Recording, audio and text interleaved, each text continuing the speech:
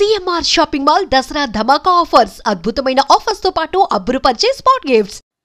ఇక్కడ good artist లేడు, bad artist లేడు. ఆర్టిస్ట్కి అలాంటి క్యారెక్టర్స్ రావడం నిజంగా ఆపర్చునిటీ. నిజంగా ఇవన్నీ స్టార్స్, టీవీ ఆర్టిస్టులు అందరూ మంచి ఆర్టిస్టులే అండి. ద థింగ్ ఈస్ ఆ క్యారెక్టర్స్ అన్న కానీ పడితే వాళ్ళకి ఒక మైలేజ్, బ్రహ్మాండమైన మైలేజ్ వస్తుంది. మీకు చూడండి కొన్ని ఇప్పుడు ఆర్కే నాయుడు అంటే మొగలు రేకులు అంటే టీవీస్లో వీళ్ళు ఏంటంటే ఎరా వెళ్తుంది అది. అలాగే నిరుపంకి కార్తీక దీపం, వీళ్ళకి ఒక సీరియల్ అంటే వాళ్ళు మొత్తం మారిపోతాయి, డైమెన్షన్స్ అన్నీ మారిపోతాయి మీకు. అలాగే నా వరకు వచ్చేటప్పటికి చీలాసో స్రవంతి అది నిజంగా నేను ఎప్పుడు కూడా చాలా హ్యాపీ ఫీల్ అవుతాను. అంటే రీసెంట్ టైమ్స్ లో కూడా నేను బయటకి అందరికి కూడా చాలా ఫేవరెట్. ఇప్పటికీ అందరూ కూడా ఎవరైనా చీలాసో స్రవంతి గురించి మాట్లాడతారు.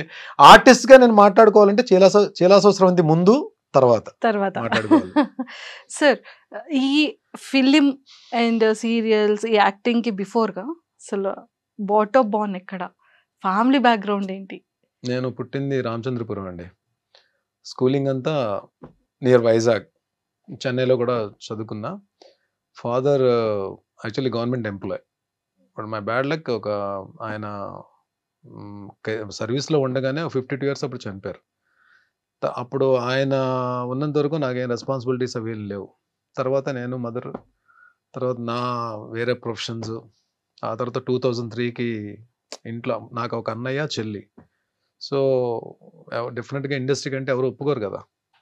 ఏం బాగానే ఉంది కదా, నువ్వు ఇప్పుడు ఈ ప్రొఫెషన్లో ఉన్నప్పుడు బాగానే ఉన్నావు కదా, మళ్ళీ అది వేరే ప్రొఫెషన్ ఎందుకు సెలెక్ట్ చేసుకున్నాను అని చెప్పి. యాక్టింగ్ అన్నది నాకు చిన్నప్పటి నుంచి నా డ్రీమ్ కాదు. యాక్టింగ్ అన్నది నేను ఆర్టిస్ట్ అవ్వాలని చెప్పి కోరిక కూడా నాకు లేదు.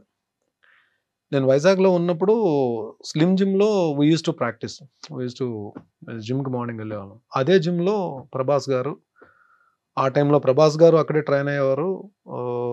మన గౌతమ్, బ్రహ్మానందం గారు అబ్బాయి, ఎంఎస్ నారాయణ గారు అబ్బాయి, వీళ్ళందరూ కూడా అక్కడే వచ్చేవారు. వాళ్ళతో పాటు ఇంకొంతమంది ఆర్టిస్టులు కూడా వచ్చేవారు. అంటే వీళ్ళందరూ కూడా బాగా మాట్లాడేవారు. సో ఒక డిస్కషన్ జరుగుతున్నప్పుడు నేను 100 అబోవ్ ఉండేవాడిని, వెయిట్ 110 kgs ఉండేవాడిని పవర్ లిఫ్టింగ్ కొట్టిన తర్వాత. సో డిస్కషన్లో ఎవరో ఇలా పిచ్చాపాటి మాట్లాడుకుంటే ఎవరో సరదా అన్నారు, భరణి కూడా ఇండస్ట్రీకి వస్తే బాగుంటుంది కదా అని చెప్పి. అంటే యువతలు ఇంకో అబ్బాయి ఎవరో, ఇప్పుడు నేమ్ రివీల్ చేయడం అనవసరం. అది తను ఏమన్నాడంటే, భరణి ఇండస్ట్రీకి వచ్చిన విలన్ పక్కన కర్ర పట్టుకుని నిలబడి ఎస్ బాస్ అనే క్యారెక్టర్స్ తప్ప ఏమి రావు అని. తను ఏదో నన్ను కించపరచాలని ఏమో అనలేదు, తన ఫ్లోలో వచ్చేసింది అది అనేసాడు. బట్ అది ఎక్కడో నేను నా పనులు నేను చేసుకున్నా సరే, అది ఎక్కడో నాకు మైండ్లో కొంచెం ఇలా అనేసాడు ఏంటారు బాబు, అసలు యాక్టింగ్ ఏంటి, అసలు చూద్దామా, ఇండస్ట్రీకి వెళ్దామా. కొంతమంది ఏమో ఎంకరేజ్ చేశారు, కొంతమంది డిస్కరేజ్ చేశారు. సో నేనేదో నార్మల్గా ఈ ఫోటోషూట్కి వెళ్ళి ఫొటోస్ పట్టుకుని హైదరాబాద్ వచ్చాను. ఎవరికి చెప్పను, ఇంట్లో అమ్మకు కూడా చెప్పలే. హైదరాబాద్ వచ్చి ఎక్కడ మన ఈ అమీర్పేట దగ్గర ఏదో స్టూడియో ఉంటే, డబ్బింగ్ స్టూడియోలో ఉంటే ఫొటోస్ ఇచ్చేసి వెళ్ళిపోయాను. అప్పుడు ఆ టైంలో మా టీవీ సత్య సీరియల్కి హర్షవర్ధన్, మన అమృతం హర్షవర్ధన్ హీరోగా ఉన్నాడు. సో తనకేదో మరి వేరే స్క్రిప్ట్ ఏదో రాయడం, లేదా తను ఏదో బిజీగా ఉండడం వలన ఆ ప్రాజెక్ట్ నుంచి బయటకు వెళ్తున్నప్పుడు అది సేమ్ ఆ హీరో రీప్లేస్మెంట్ గురించి లక్కీగా నేను ఫొటోస్ ఇవ్వడం వల్ల నాకు కాల్ వచ్చింది. అలాగే నా ఇంట్రో జరిగింది. ఇంకా అక్కడి నుంచి 2003 నుంచి 2020 వరకు అసలు అంటే సీరియల్స్లో అయితే గ్యాప్ లేకుండానే వర్క్ చేశానండి. అంటే కలాం తల్లి బ్లెస్సింగ్స్, మరి ఏమో ఐ డోంట్ నో, ఎక్కడ గ్యాప్ అయితే తీసుకోలేదు. నెంబర్ ఆఫ్ సీరియల్స్ అన్ని ఆల్మోస్ట్ ఆల్ ప్రొడక్షన్ హౌసెస్లో చేశాను. రాఘవేంద్ర గారి కంపెనీలో చేశాను, దాసరి గారి కంపెనీలో చేశాను, ఆర్కా మీడియాలో చేశాను, అన్నపూర్ణలో చేశాను. అన్ని ప్రొడక్షన్ హౌస్లో నేను ఈటీవీ ఇన్ హౌస్ చేశాను, ఈటీవీ జస్టెల్లో చేశాను. సో ఆల్మోస్ట్ అన్ని ప్రొడక్షన్ హౌసెస్లో చేశాను. అలాగే లక్ ఏంటంటే దాసరి గారితో ఆయన డైరెక్షన్లో వర్క్ చేసే అవకాశం దొరికింది. మైథలాజికల్ ఏమో రాఘవేంద్ర గారి డైరెక్షన్లో వర్క్ చేసే అవకాశం దొరికింది. అలాగే ఇప్పుడు మూవీస్లో బోయపాటి గారు, హరీష్ శంకర్ గారు, బాబీ గారు, రీసెంట్ ఆల్మోస్ట్ అందరూ డైరెక్టర్ లేరు, చేయని యాక్టర్ లేరు, ఒక్క నాగార్జున గారు తప్ప. నాగార్జున గారితో చేసే అవకాశం రాలేదు. ముందు రోజుల్లో అది కూడా వచ్చేసేమో, ఎవరు చెప్పారు, చూస్తాం మేము కూడా. సూపర్. అండ్ సార్, 5 years ఎందుకు గ్యాప్ తీసుకున్నారు అనేది పక్కకు పెడితే, ఈ 22 years మీ సక్సెస్ఫుల్ జర్నీలో ఆల్మోస్ట్ 45,000+ ఎపిసోడ్స్, అంటే 70+ సీరియల్స్, అలా 70+ సీరియల్స్ అంటే అన్ని మనం మెయిన్ లీడ్ చేయలేదులేండి. అంటే అంటే చిన్న చిన్న characters, important characters, cameo role అన్ని చేశాను. క్యారెక్టర్ ఆర్టిస్ట్ గా, negative roles. But main lead, main villain, anti hero, heroes గా చేసినవి ఆల్మోస్ట్ ఒక 35 to 40 ఉంటాయి. మిగిలినవన్నీ కూడా క్యారెక్టర్ ఆర్టిస్ట్ గా చేశాను. ఈవెన్ ఫాదర్ క్యారెక్టర్స్ చేశాను. లాస్ట్కి వచ్చేటప్పటికి మీకు ఏది ప్రేమ్ నగర్ అన్నపూర్ణ స్టూడియోస్, అది ఫాదర్ క్యారెక్టర్ కానీ మెయిన్ లీడ్ అది. తర్వాత అమ్మ కోసం జెమిని మెయిన్ లీడ్, కథలో రాజకుమారి main lead, Punnaga main lead. అంటే ఎండ్ లో కూడా చేసినవి అంటే మెచ్యూరిటీ ఉన్న క్యారెక్టర్సే కానీ బట్ మెయిన్ లీడ్ క్యారెక్టర్సే చేశాను నేను. సూపర్.